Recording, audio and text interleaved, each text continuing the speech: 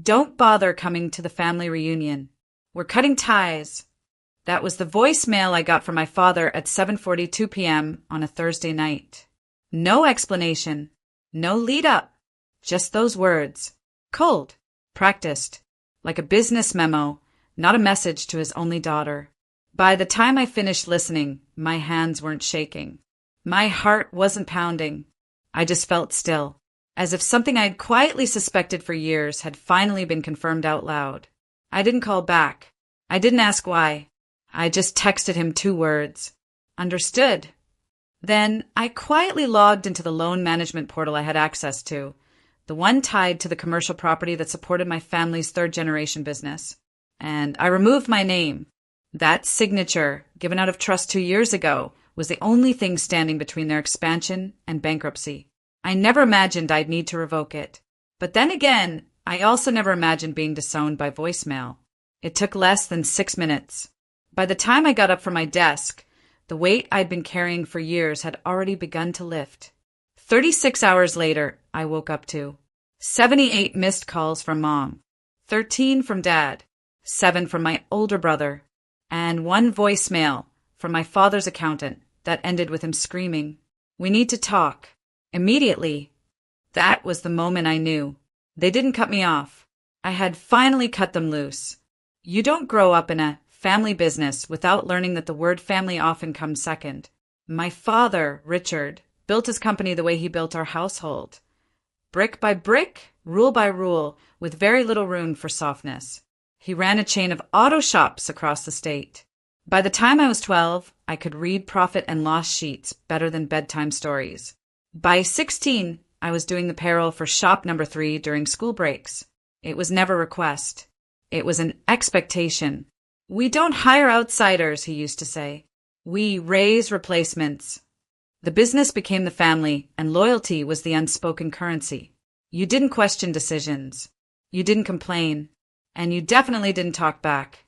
My older brother, Mason, was always the heir apparent. He could skip responsibilities and still be praised for potential. I, on the other hand, was the invisible backbone, organizing files, correcting his mistakes, smoothing over his tantrums during investor meetings. My mother? She stayed out of it. Her job was to host Smile and occasionally remind me to be grateful for what your father's building for us. For a long time, I tried to earn my place. I got my MBA top of my class, turned down a competitive job offered to stay and help expand the business when they wanted to launch a new headquarters. I negotiated the lease terms, secured the best rates, and at the last minute, when the bank asked for a second signer for the operating loan, I didn't hesitate. I signed, because I was raised to believe that family was forever, that if I showed I was loyal, I'd finally be seen. I was wrong. The cracks started showing last year when I questioned some of Mason's expense reports. He'd been billing personal trips to the company card, private dinners labeled client meetings. When I brought it up to my father, he dismissed me flatly. Don't nitpick your brother. He's learning. 2 months later, they removed me from board meetings to streamline decisions.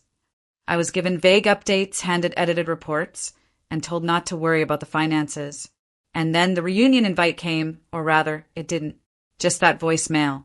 Cold. Final. Strategically timed right after I submitted a financial report to the bank that flagged misuse of funds under Mason's name. That wasn't a coincidence. That was a cover-up. And I wasn't family anymore. So I stopped being their safety net. And that's when things truly began to collapse. In hindsight, the signs were everywhere. But when you grow up craving approval, you become fluent in denial. The first real crack was subtle. It was during a budget review, a routine meeting where I pointed out that one of our vendors had submitted duplicate invoices, about $12,000 in padded costs over 3 months. I flagged it immediately, expecting a quick fix. But Mason laughed. It's a friend of mine. Let it slide. We'll get better terms later. I brought it up to Dad after the meeting. Calmly, professionally. He didn't look up from his desk, just muttered, "You need to stop acting like an outsider." That word stuck in my ribs for weeks. Outsider. Despite managing logistics for 4 expansions, renegotiating our fleet lease at half the cost, and keeping our books spotless for 6 years. I was still just a liability if I asked too many questions. After that conversation, my access to back-end systems slowly shrank. First, I was removed from vendor communications. Then, my login to the loan dashboard stopped working. The company credit card they'd given me expired, but wasn't replaced. Every time I asked, I was told there was a system update or temporary reallocation. And yet, Mason got a new office chair that cost more than my first car. I started keeping a private folder on my home computer. I reactivated an old contact at the bank, someone who owed me a favor, and casually asked to review the company's loan structure. What I found wasn't shocking, just disappointing. The loan we had taken 2 years earlier to expand into regional markets, the one that was supposed to fuel our future, was underwritten with 2 names, my father's and mine, and the payments barely being made. The company was behind. The collateral terms were close to default. And worse, my name was being used to keep creditors patient. Because I had excellent credit, because I had no debt, because I was the responsible one. And yet, I wasn't even being told the truth. I started pulling everything I could. Internal spending reports, emails Mason sent under my name, records of where the funds were going. That's when I realized this wasn't just betrayal. It was strategic exploitation. They'd been phasing me out of the family, but keeping me just close enough to cash in on my signature until they didn't need me, until I flagged the truth to the bank. And suddenly, I wasn't family anymore.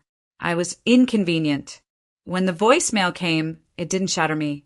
It confirmed everything I already knew, and it gave me permission to do what I'd already started preparing for. I didn't respond emotionally. I didn't argue. I didn't ask why. Instead, I took a deep breath, opened my laptop, and clicked into the secure folder I'd labeled Redemption Plan. Inside, a digital copy of the loan agreement I had signed 2 years ago, evidence of loan misuse, my communications with the bank, a termination request Danielle had drafted weeks earlier. Yes, the same Danielle from law school, the woman who had helped Elena take down her husband in a different life. Some connections are worth keeping. Danielle and I had reviewed the terms multiple times. I had signed as a co-applicant, but not as a guarantor. That meant if I formally withdrew my name before restructuring, the bank was obligated to notify the business and requalify the loan without me. And without me, their financial standing crumbled. Danielle said one line that stayed with me. Don't scream, don't warn. Just move the brick holding the wall up and let it fall. So that's what I did. I submitted the withdrawal online. It took 4 minutes. Then I emailed the bank my evidence, vendor fraud, personal misuse of funds, and changes in my access that proved I was being deliberately shut out. The bank froze the account within the hour. Quietly, no notice to them.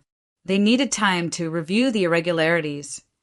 In reality, they were scrambling to calculate how risky this loan had just become. And while they scrambled, I called the accountant. Mine, not my father's. I explained the situation. We went over my exposure, personal credit impact, and asset protection. I'd moved my savings into a trust the week before. My credit lines were now firewalled. They couldn't touch me. Then I waited. 36 hours after I removed my name, the messages started. My mom's missed calls. Mason's texts. What the hell did you do? Dad's emails, call me now. Urgent. And finally, a voicemail from his accountant, voice shaking with panic. The loan is collapsing. The bank's pulled support. We're at risk of default. You need to fix this. Now. I played it twice, not because I didn't understand, but because it sounded like justice. And justice, when it finally arrives, doesn't scream. It echoes. The first call I answered was from my mother. Her voice trembled, not with anger, but with desperation.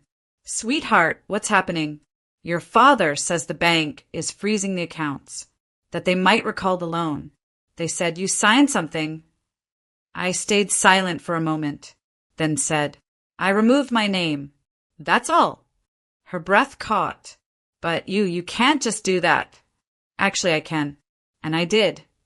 Elena, she whispered, this affects all of us. No, I replied gently. You made sure it didn't. Click. I didn't owe them explanations. Not anymore. The next day, the family business's accounts were officially marked as non-compliant. The bank sent a formal notice of default review, citing evidence of financial misconduct and unauthorized transactions. Mason was listed as the primary financial officer. He tried to blame it on a clerical error. It didn't work. Vendors started pulling out. A local news site ran a quiet piece. Family auto chain faces financial turmoil amid internal disputes. I didn't leak the story, but I knew who did. Danielle said it best when she called to update me. When people lose power, they look for someone to blame. They just didn't expect that person to have already walked away. The voicemails became more aggressive. From Dad, "You ungrateful child. We built that business for you. You're ruining your future." From Mason, "You think you're so clever, but you'll need us someday." From the accountant again, "Do you understand what this means? You've destroyed their legacy." What none of them could admit was that they had destroyed it long before I pulled out. They destroyed it when they used my name but denied me a seat at the table. They destroyed it when they decided I was a threat, not a daughter. They destroyed it the moment they made me invisible.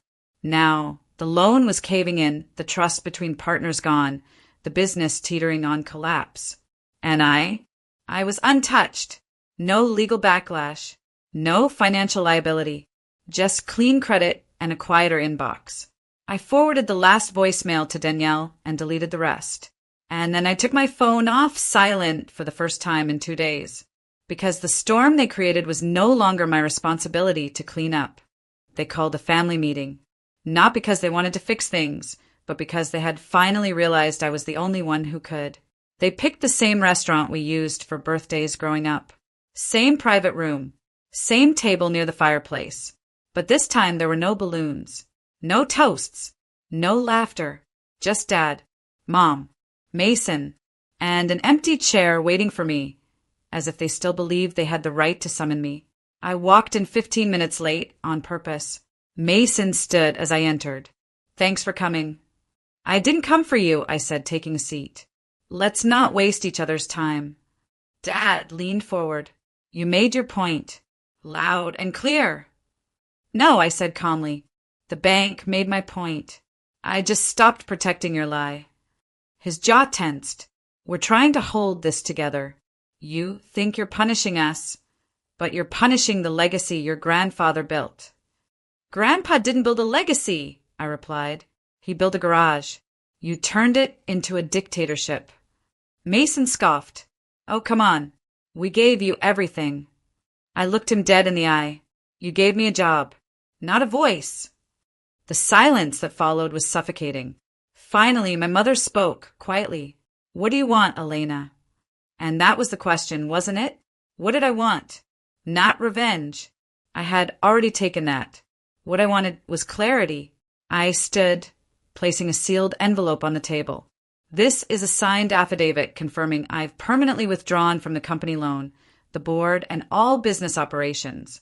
You will never use my name again." Dad opened his mouth. "I'm not finished," I said. "I'm also submitting an anonymous tip to the state auditor. There are funds missing, vendors unpaid, payroll inconsistencies. It's your mess now. Fully, legally." Mason's face went red. "You'd destroy us over ego?" "No," I said, collecting my purse. "I'm not destroying anything. I'm just removing the illusion that I was ever part of it." As I walked toward the door, my father said the last thing I ever expected. "Elena, please." I paused, not from hesitation, but from satisfaction. Then I said, without turning around, "You left a voicemail telling me we're done. I'm just agreeing with you, formally." And then I walked away. I thought walking away would feel like a fall. But it didn't. It felt like finally breathing in a room where the air wasn't rationed. For the first time in years, I woke up without checking my inbox for fires I didn't start. My calendar wasn't crammed with meetings I wasn't invited to speak in. And my phone didn't ring unless someone actually wanted to hear from me. I moved into a small loft downtown, open windows, quiet mornings, and enough space for both a desk and my peace of mind. I started consulting for small women-run startups, helping them do what I was never allowed to do, make decisions. Turns out the skills I sharpened in silence were gold in the right hands. One of my first clients asked why I left the family business. I told her, because I stopped confusing being useful with being respected. She nodded like she'd heard those words in her own life too. I saw Danielle often. We met over coffee, and she kept trying to convince me to start something official, a boutique firm that helps women get out of toxic business ties and protect their futures. We sketched out a name on a napkin, Anchor and Flame, because sometimes you steady a ship, and sometimes you burn it down. Within a month, we had our first 3 clients. Not just women from broken partnerships, but daughters, wives, and sisters who'd been told they were part of something until they dared to ask for control. Helping them didn't heal me. It reminded me that I'd already done that.